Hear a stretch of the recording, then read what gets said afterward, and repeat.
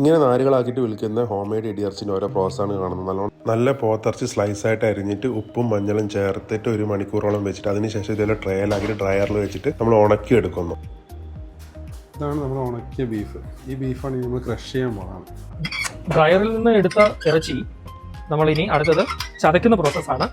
ഇതിന് വേണ്ടിയിട്ട് നമ്മൾ ഒരു മെഷീൻ മോഡിഫൈ ചെയ്ത് സ്റ്റീൽ കൊണ്ട് തന്നെ ഇറച്ചിക്ക് യാതൊരു വിധത്തിലുള്ള കുഴപ്പങ്ങളും ഉണ്ടാവാത്ത രീതിയിൽ തയ്യാറാക്കിയതാണ്.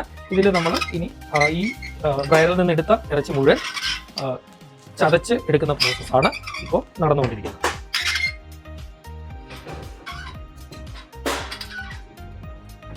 മെഷീനിൽ ചതച്ച ഇറച്ചി അത് വീണ്ടും മെഷീൻ ഉപയോഗിച്ച് തന്നെ ക്രഷ് ചെയ്ത് ഇപ്രകാരം നാരുകളാക്കി മാറ്റിയിട്ടുണ്ട്.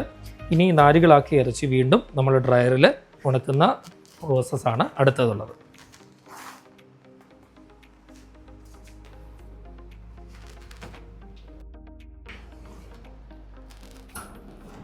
ഏകദേശം ഒരു 4 മണിക്കൂർ സമയം കൊണ്ട് നമ്മൾ ഫൈബറൈസ് ചെയ്ത ഈ ഇടിയിറച്ചി നന്നായിട്ട് ഉണങ്ങിയിട്ടുണ്ടാവും. ഇങ്ങനെ ഇത്രമാത്രം നന്നായിട്ട് ഉണങ്ങിയിട്ടുള്ള ഈ ഇറച്ചി ഏകദേശം 1 വർഷം വരെ ഒരു കുഴപ്പവും കൂടാതെ നമുക്ക് സൂക്ഷിക്കാൻ കഴിയും.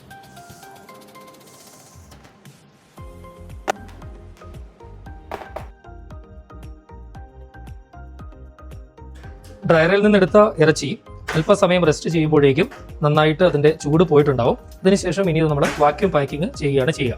അതിന് വേണ്ടിയിട്ട് ക്വാളിറ്റി പാക്കറ്റുകളാണ് ഉപയോഗിക്കുന്നത്. വാക്യൂം നന്നായിട്ട് നിൽക്കുന്ന പാക്കുകളാണ് ഉപയോഗിക്കുന്നത്.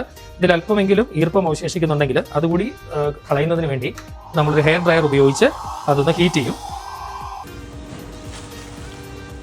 250 ഗ്രാമിൻ്റെ സ്റ്റാൻഡേർഡ് പാക്കറ്റുകളായിട്ടാണ് ഈ ഇടിയിറച്ചി വിതരണം ചെയ്യുക.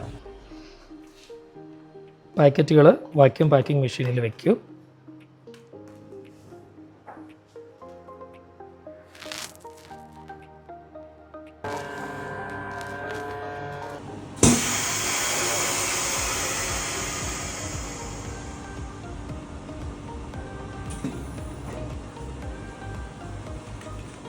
ഇങ്ങനെ വാക്യൂം പാക്ക് ചെയ്ത് കഴിഞ്ഞാൽ ഈ ഇടിയിറച്ചി 1 വർഷ കാലാവധി ഒരു കുഴപ്പവും കൂടാതെ നിലനിൽക്കുന്നതാണ്.